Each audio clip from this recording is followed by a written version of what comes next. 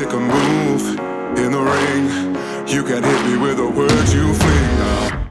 All right, what's up, guys? This is Tom Taylor with South China Morning Post, SCMP Martial Arts, chatting again with one of my favorite guys in this whole business, Danial Williams. Daniel, as we were just saying, it's been a minute since we've caught up. It's great to chat with you again. An exciting time to chat with you too. To be sure, you know you've got the title fight coming up in about 2 weeks, a little less than that now. Let's get right into it, man. How are you feeling? How excited are you for this opportunity? Super excited, Tom. Awesome that you're back and good to chat with you because feels like a few years, but it's only been like a year Yeah, or it's been a long something. time, man. Yeah. Yeah, man, I'm looking forward to this match. Everything's going to plan, and working hard. So can't wait to get in there. Yeah. Well, I think a lot of people are very excited for this fight. It's an awesome matchup. You guys have both proven yourselves as world class kickboxers and strikers at this point. Let's talk about JDB, the champion. I mean, what do you think of this guy? How do you rate him as an opponent? Highly, of course, he's the best, man. I'm here to fight the best. I'm so grateful to get the opportunity to fight him. You know, we've talked about it. I called him out. Yeah, quite a while ago. I called all the best people out because I'm here to fight the best, and he's a guy at the title at the time. So it's cool that finally it's come to fruition. And yeah, man, he's born into kickboxing, so he's someone that's like lives and breeds it. So definitely a worthy opponent, and it's going to be a tough challenge. Yeah, and of course he's only had the one fight and one championship, the one where he won the title. So, I mean, not a ton of tape to study, but at least that's a 5 rounder, and he had a couple fights in glory that I'm sure you were able to find if you wanted to. I mean, what do you think of his style? What do you think of his body of work? As expected, man, he's born into kickboxing, so he's been honing in his skills ever since he could basically walk. So I expect someone who's very technical. From what I've seen of him, he's just got wicked technique, and he's got good fight IQ. He's a smart fighter, and he's strong as well. He can take some big shots. But that's the type of challenge I like because he's not going to be an easy task to handle, and I expect it to be fight of the year contender as well. And it's just something I'm going to have to really push the pace and like really go for it, really take what I believe is mine. So yeah, that's what I'm coming to do. You know, I've been in one championship a lot longer than him. I've been working hard. It's been a super hard road to get to the top. And he's come in with his first fight being at the top. So I'm going to make my presence known to him and take what I believe is mine. Yeah, well said, man. I would say that's a good assessment of John. He's very technical, very quick, great fight IQ. But on the flip side, as you mentioned, you've got him beat in terms of experience, at least in one championship. You've been in there with some of the best guys in the world in 3 different sports at this point. So you clearly, I would say, have an experience edge here. Just looking at the matchup, though, where do you think the advantages are in terms? Obviously experience is one, but where else do you think you've got the upper hand here? Yeah, well, it's with my road in one. I feel like I made a lot of mistakes. So, like for this fight, like I feel like all those mistakes have made me learn to be the fight I am now. So, just my advantage, man, just being mentally strong and just having that will to just keep on going. And no matter how much he hurts me, he's going to have to knock me out to win. So, it's just keep pushing. That's the goal, and just he's good everywhere, man. It's hard to fault him. He's an impressive fighter, and he's hard. I don't see too many weaknesses in him, so it's just a matter of like who wants it more on the day. hmm And as you sort of said a moment ago, you've had a lot of experience in one, some ups, some downs. You've been in there with a lot of the best guys. After the road you've had, and you mentioned some mistakes. I mean, the ups and downs. How good will it feel for you to finally get that title? Oh my god, man, it'll be just a dream come true, and just something that I've been working towards for a long time. And because it's been super hard to get there, I don't know how I'm going to react. It's going to be probably emotional overload. And it's going to be absolutely amazing, man. Just, I don't think I can comprehend how I actually feel. hmm And of course, you came, fairly close to winning a title earlier this year. You had the fight with Superlek, didn't go your way, but I mean, just crazy circumstances for that one. You took it against arguably the best striker in the world right now, a weight class up on short notice. I mean, first of all, any regrets taking that fight? You talked about mistakes. Do you have any regrets about how that went? I don't have any regrets, man. Definitely not. It's like part of my story, you know. It's only going to make the next win even greater. Because that fight was not even close. I was super disappointed how I felt, how my mindset was, and of course, yeah, it's hard to work on things against the world champ, someone like Super Lake in like 4 days.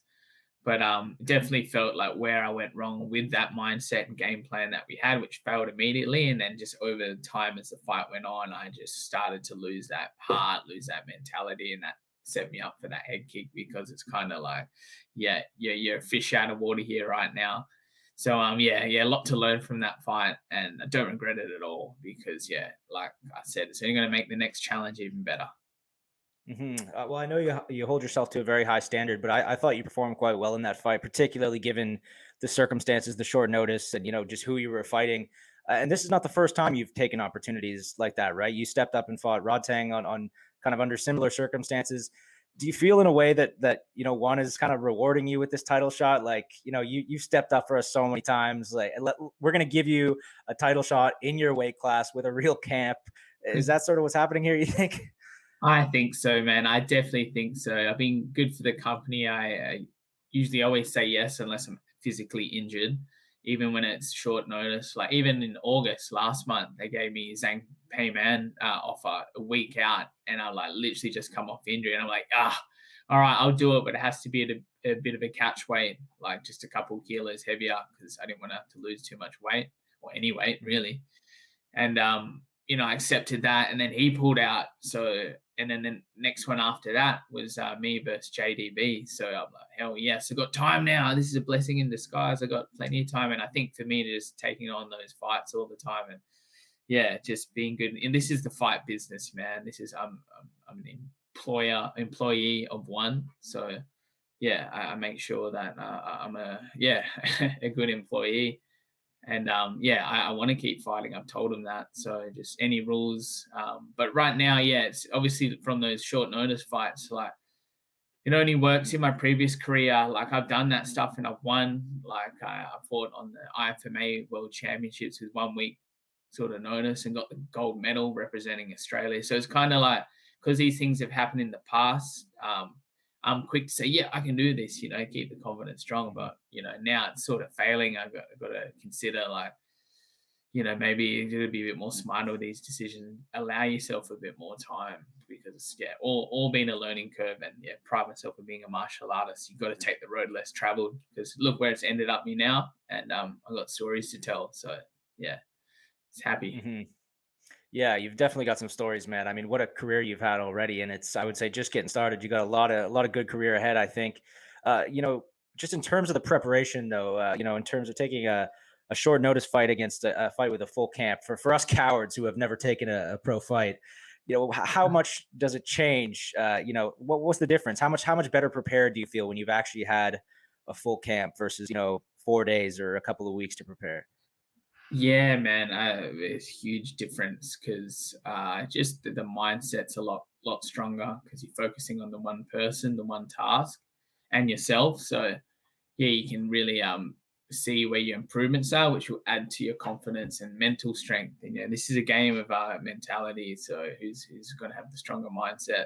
So for that reason, having the longer camp has been a massive difference, and feel very confident. And not saying too, like I'll jump up in weight again, but I just don't like my chances if I got short camps. The long camp's always the way to go. A lot more stressful, I feel, a lot more pressure, and that's good. Pressure, pressure makes diamonds. So it's a good thing.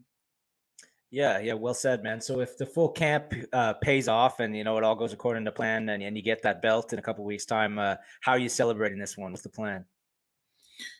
Oh yeah, I haven't thought that far because man, I got a big task ahead. It's not going to be easy, I find John DeBell a very tricky fighter, and he's going to be tough in all aspects. He's not going to let his belt go easily. So I haven't really thought that far because I just got to do what's in front of me and just make sure I am the best version of myself on the day, and keep that mindset going. Mm-hmm. Yeah, for sure, man. Totally fair. Now, I know, having said that, you probably don't want to look too far ahead, too far past JDB, but just in terms of, when you become the champion, your responsibility is then to defend the title. Have you thought about potential challengers down the road? Like, would you give JDB a rematch? You mentioned Zhang Pei Man earlier. I mean, have you sized up the opposition? Is there anyone you think would be the obvious choice if you win the belt?